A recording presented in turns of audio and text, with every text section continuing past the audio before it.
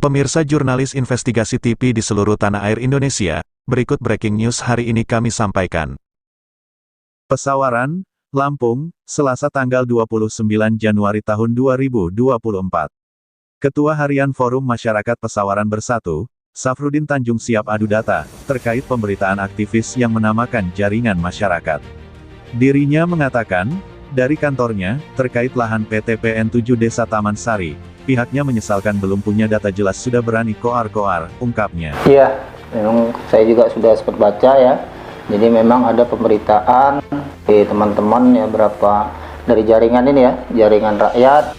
Kemudian katanya sudah mereka berdiskusi ya tentang permasalahan ini juga dengan teman-teman dari relawan Perkebunan Nusantara.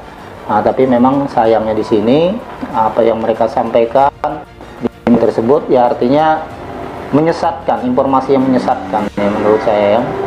Karena mereka pada dasarnya memang ya tidak menguasai permasalahan ini ya kan. Dengan tidak menguasai permasalahan ini kok berani-beraninya kan berbicara dan dipublikasikan di media. Ini kan sangat menyesatkan.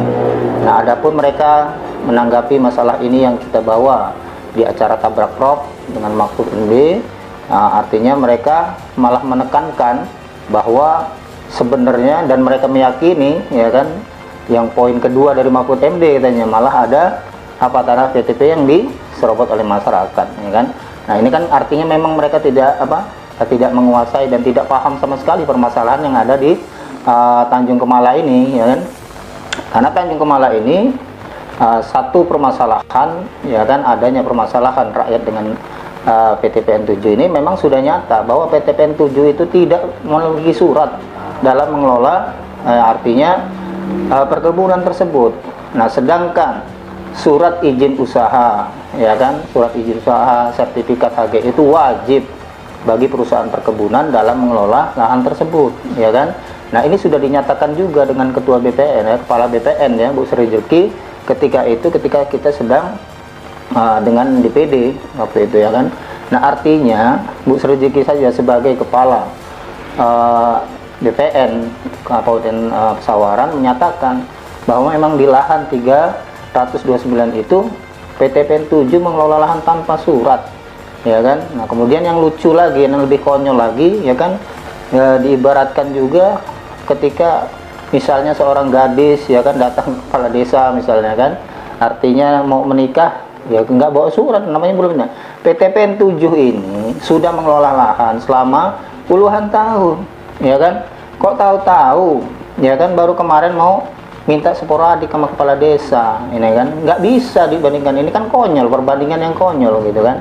Nah, kemudian teman-teman yang menamakan di Saudara Andi ya, Saudara Andi jaringan rakyat ini ya, artinya informasi ini sangat menyesatkan bagi saya ya kan, karena memang mereka tidak seharusnya mereka kalau memang mau berdiskusi undang juga kita ya kan. Bahkan sekarang ayo saya tantang mereka untuk kita sama-sama ya kan adu data, kita diskusikan permasalahan ini gitu kan. Dan namanya aktivis ini lucu juga ketika ada permasalahan usahakan dengan rakyat ya kan. Lah kok yang mereka menyebut namanya aktivis kok malah membela perusahaannya, aktivis apa gitu ya, aktivis abal-abal lah apa gitu kan. Nah, artinya dengan sangat minimnya pengetahuan mereka tentang permasalahan ini tapi sudah berani berkoar-koar di media gitu kan. Nah, ini kan ya kalau mungkin kalau Bang Roke gerung kedunguan yang dipamerkan gitu kan ya, lucu gitu kan. Nah, artinya benar-benar kan kalau memang tidak tahu tentang permasalahan ini nggak usah juga ya kan menyampaikan hal-hal yang istilahnya tidak pantas untuk disebutkan juga ya. Karena ya itu tadi, kalau bagi kami wah ini jangan-jangan ada apa-apa ya kan ya, kali maafnya ngomong kalau memang belum bisa bayar kontrakan bulan ini jangan kayak gini juga rezekinya gitu ya, lucu gitu kan. Kita bisa aja, ada apa kok tahu-tahu jaringan rakyat ya kan dengan relawan Perkebunan Nusantara tahu-tahu istilahnya menanggapi permasalahan ini kan jadi lucu, gak ada apa gitu kan. Nah, kemudian juga di perkebunan nyata ya kan, artinya PT PN 7 mengelola lahan tersebut tanpa surat, dan ini terus semua udah kita laporkan ya kan.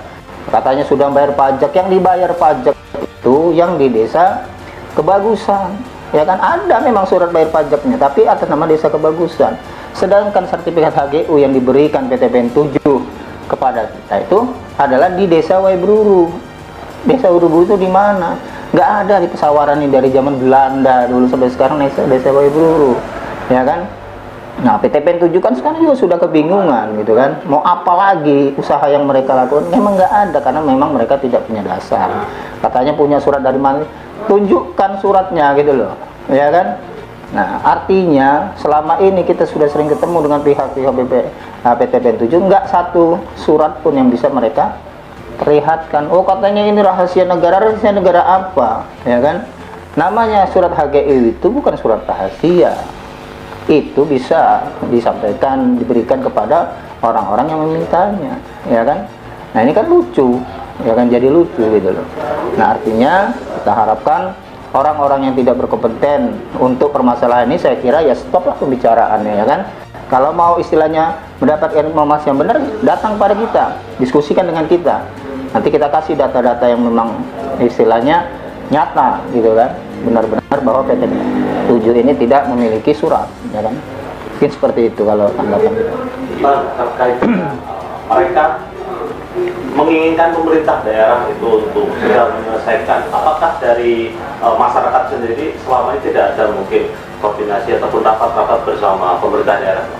Iya, jadi kalau dengan pemerintah daerah juga harapan kami sama, supaya pemerintah daerah ini juga memang cepat, ya kan. Untuk apa? Untuk menyelesaikan masalah ini, membantu permasalahan ini dengan apa? Dengan berpihak kepada rakyat, ya, karena di sini rakyat yang memang dalam posisi benar.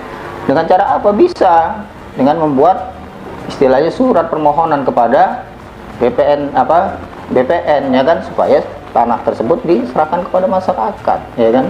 Nah, memang kita juga mengharapkan, ya kan, dari campur tangan pemerintah. Nah, tapi tentu saja pemerintah harus berpihak kepada rakyat, ya kan.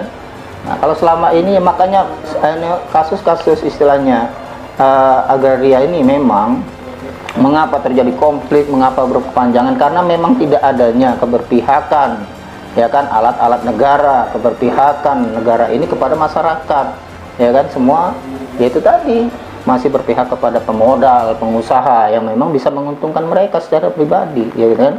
Nah, inilah sebenarnya mengapa, ya kan.